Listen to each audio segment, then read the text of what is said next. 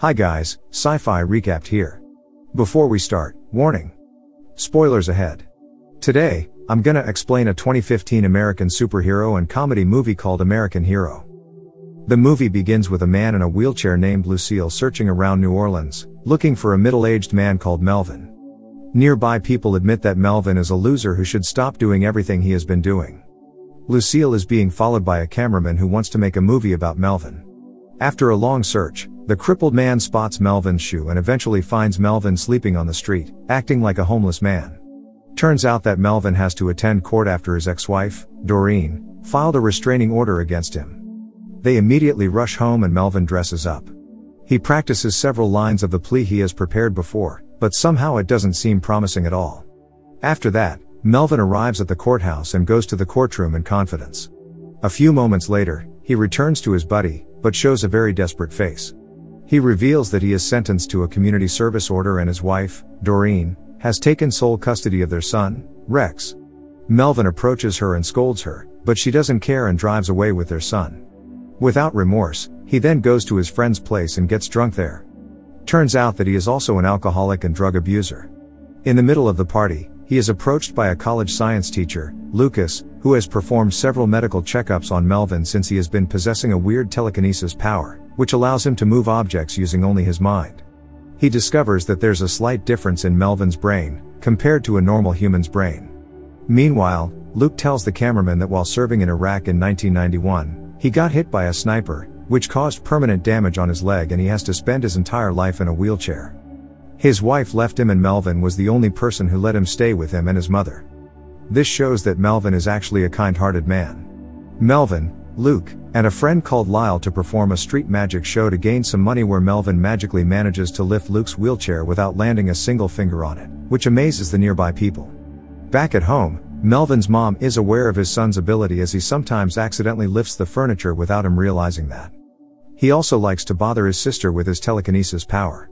A neighbor of Melvin claims that he once helped her to repair her house with his power, but it seems like it's the only case when he helps people with his ability. He goes to a scrapyard to perform his power to the cameraman. The trio go to a drug dealer to spend all their money on drugs. The leader, Nathan, insults Luke and Melvin for no reason, but they ignore him and walk away with peace.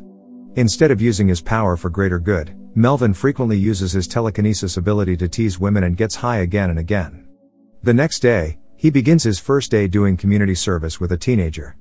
During the break time, he performs a simple magic trick that amuses the teenager. He then brings the cameraman to his room where he briefly shows him his son's life journey. He continues living his boring life as a loser and nobody. As usual, Melvin, accompanied by Luke, comes to Lucas to monitor his brain's activity and condition. At this point, Lucas urges Melvin to consult with a professional as he is not capable of diagnosing what is happening to his brain. However, he refuses to do so. He is confident that he will be okay. While enjoying their afternoon, they are confronted by a local officer, Jimmy, who is worried about them. He reminds the superhero not to waste his gifted power by constantly getting high and doing nothing. Melvin takes the advice and attempts to use his power for something useful. He manages to take down robbers effortlessly. However, instead of returning the stolen money, he takes the money and spends it on alcohol and drugs. During the party, he feels severe pain in his chest and passes out. He is brought to the hospital and luckily the doctor is still able to save his life. As soon as he regains his consciousness, the doctor tells him that he suffered a serious cardiac arrest and his heart stopped beating for several minutes. After being discharged from the hospital, Melvin realizes that he is wrong all the time and intends to use his power to fight crime. He is also committed to becoming sober and hoping that he would meet his son, Rex, again. Luke is happy hearing that and promises he will give his full support to him. He returns to the lab and starts practicing to use his telekinesis in a proper way. He tries to bend a fork and a stop sign without touching it. After a while, Melvin takes the practice into the next level as he manages to solve a 3x3 Rubik's Cube with his mind. Melvin even goes to the gym to build endurance and strength. Luke also always present beside him to motivate him to get better. He goes to the scrapyard and practices controlling heavy objects with his butt and hand. Unfortunately, at this point he still can only watch his son from a distance. After a series of exercises, Melvin does Luke a favor, assisting him to impress a hot girl called Yolanda. He performs a lifting bag magic trick, which shocks the woman and she eventually gives her number to him, despite already having a boyfriend. In the evening, the gentlemen pay a visit to a friend's place where Melvin makes it clear that he has stopped drinking. His drunk friends surprisingly support Melvin after knowing the reason that he wants to get clean for his son. The following day, Melvin silently follows Rex from behind and is enraged when he finds out that the drug dealers sell drugs to children. He can't wait any longer and confronts Jimmy, informing him that he is now ready to do some good for the community. The cop then approves his request. He returns to Lucas's lab and this time he manages to move the stop sign, which almost hits Lucas. The teacher reminds him that he may need more practice.